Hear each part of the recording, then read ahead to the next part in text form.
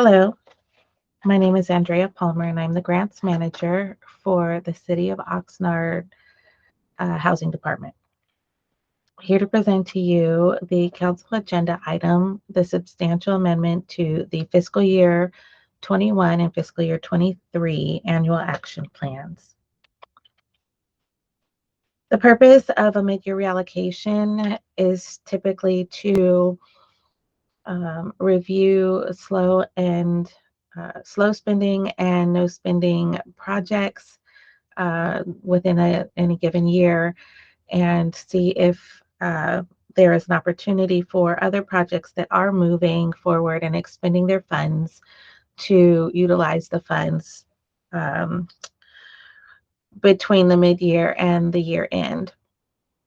And there are times the funds can go beyond the year end, but that's just one of the initial benchmarks so that the money can keep moving. With HUD money, the different programs have different timings and expenditure deadlines. So mid-year reallocations come in handy when we need to move the money forward. So in our case, the City of Oxnard, we have new projects in addition to existing projects that have been identified that can utilize these funding sources, and that is what we're here to present. Just a couple of notes. The CDBG CV, which is Community Development Block Grant CARES Act funds or coronavirus funds, is different than the other programs that are being discussed. The others are entitlement programs that we receive every year. So CDBG and home and ESG, that's not on here. The jurisdiction, like many jurisdictions across the country, receive those funds annually. CDBG CV, it only is a 6-year grant. And of those 6 years, 80% of the funds have to be expended by year 3. And for the City of Oxnard, that's March 2nd of 2024. There will be another note that higher performing projects that are existing projects and can use the funds have been identified in this item, and you can actually see all of the proposed projects and the funding considerations in attachment 3. And the final point is that substantial amendments, which are major changes to an annual action plan, must be submitted to HUD for their approval of the updated projects and the revised plan. Within the 3 projects that are programs that are in discussion within this item, we will start with the CDBG program. There are 2 projects that are not moving forward for the remainder of the year. That is the residential rehab program, which was awarded $282,743. This is a program that is typically ongoing, but it's been postponed this year. Staff will reevaluate the program and see if it will kickstart again in the new fiscal year. But at this time, those funds need to be reallocated or deobligated at a minimum. The second is the caregivers program, which is a facilitation of medical services for the elderly. It's a great program.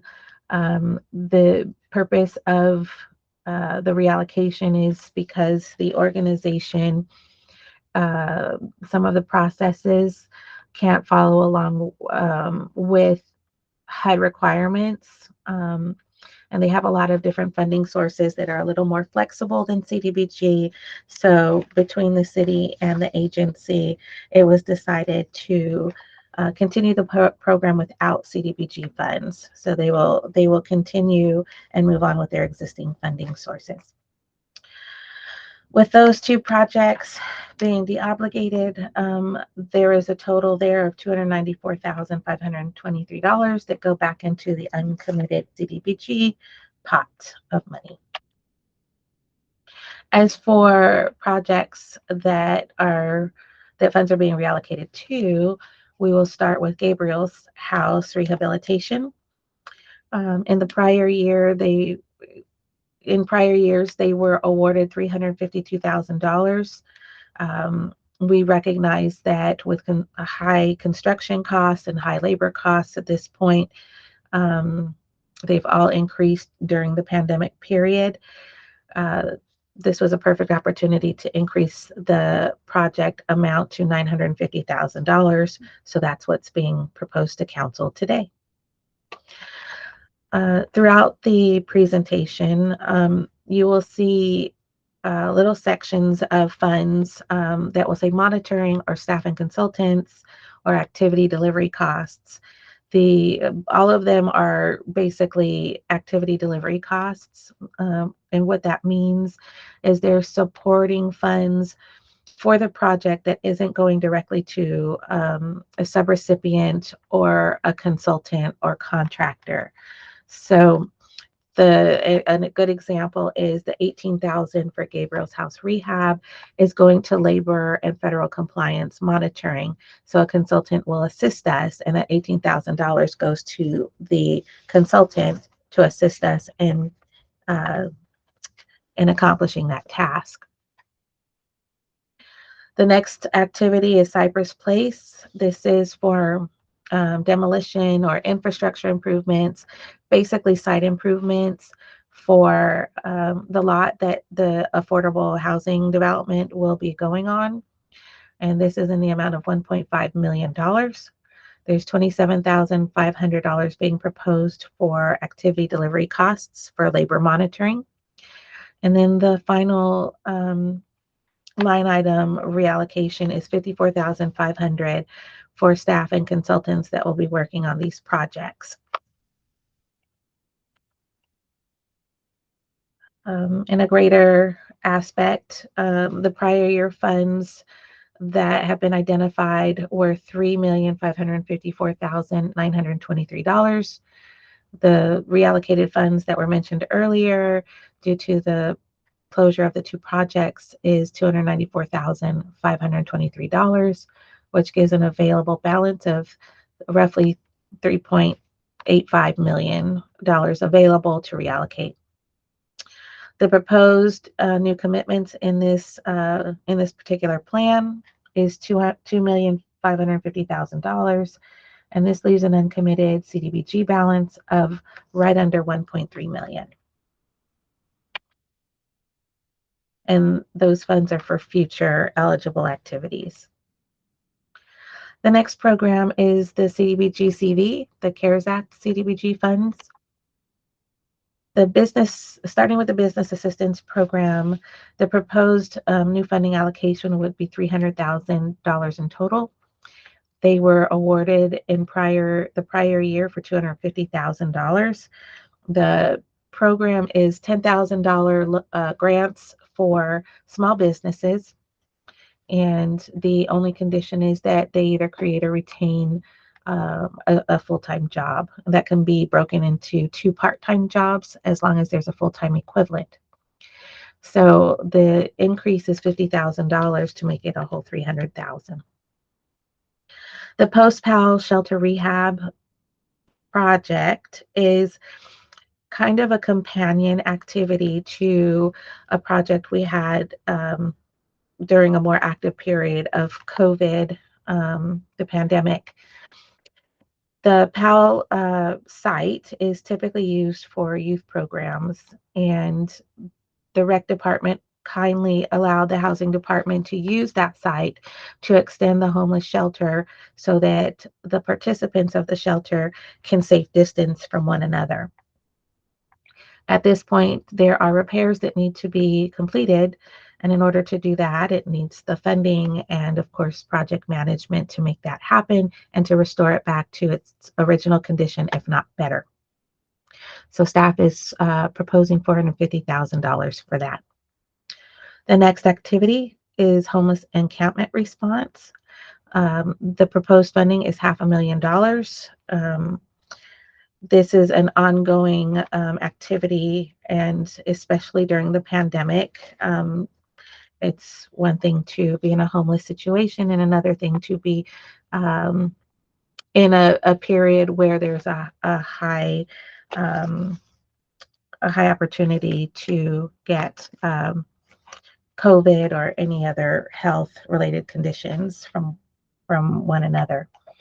So we're proposing $500,000 for that program. The next is the Housing Authority Homeless Prevention Program. We're proposing $300,000 to provide services to tenants to retain housing. The Oxnard Housing Authority Rental Assistance Program is an existing program. It was initially awarded $900,000. However, there were several competing funds that offered the same program. So this program came to a halt right under $200,000. So staff is proposing the funds reduced to $200,000 so that the project can close. The last line item for CDBG-CV is administration. Staff is requesting an additional $36,829 for administrative costs to bring the whole budget for administration to $212,807. So the current funds expended today are $1,050,559. That includes some of these projects where their expenditures have already been completed. With the additional funds needed, that totals $1,417,135. So the total reallocation with existing and new funds amount to $1,962,807. So it the the program started off, or the reallocation point started off at $2 million of available uncommitted funds, or the need for reallocating funds for projects that have closed with a lesser balance than what they were awarded. And then the new project totals amount to $1,962,807. This leaves a CDBG CV uncommitted balance of $75,000. The last of the programs is the Home Investment Partnerships Program, otherwise known as HOME. The HOME program is the only program within these three in discussion that can create a housing unit. In fact, HOME is the only program that must result in the development of housing units in some way, shape, or form, whether that be development, rehabilitation of units, down payment assistance, or rehabilitating a home to full code compliance or building compliance. The mid-year budget includes two major developments with home commitments. These funds were previous year's funds that accumulated over time, and home funds can do that. The timing and the deadline of funds are a little different than in CDBG and the other programs. So given the fact that a lot of projects are construction in nature. So starting off with the Dolores Huerta Gardens development, staff is proposing a $1.8 million for the 42 unit affordable housing development, and $71,000 in activity delivery costs for labor and federal compliance monitoring. The second is Cypress Place. This is the actual development of housing and the amount of $1.6 million. It's in support of 90 units to be completed. And then $41,400 in activity delivery costs for compliance monitoring through a consultant. The final line item is activity delivery costs in the amount of $35,000. This is for staff and home project related expenses. So costs that attribute specifically to these projects or a project that is emerging and identified. So the proposed home total amount is $3,601,400. So in review of the home budget, the available funds were $4,135,142. The proposed activities in this council item totals $3,601,400, leaving a balance of $533,742 for future uh, projects, future eligible project allocations. Staff recommends that the City Council conduct a public hearing and receive public comments related to the substantial amendments of the two annual action plans in discussion, to approve a substantial amendment to fiscal years 2020 through 2021 and 22 through 2023 action plans, reallocating the funds for the three programs, CDBG, CDBG-CV, and HOME, to authorize the city manager and his designees to execute the applications, certifications, and other documents for the submission of these amendments to HUD. Authorize the city manager and his designees to execute the appropriate agreements with subgrantees and to adjust any of the activities fundings or funding not to exceed 10%, whether it's more or less funding to meet these objectives. Also authorize the city manager and his designees to incorporate any recommended changes resulting from public input of the aforementioned plans as directed by City Council, including any amending any budget appropriations approved by Council, and authorize the Finance Department to make the necessary revenue and expenditure changes to the fiscal year reflecting the amended budgets for reallocations described in the 22 through 23 and 20 through 21 mid-year budgets. This concludes my presentation. Thank you and have a great rest of your day or evening.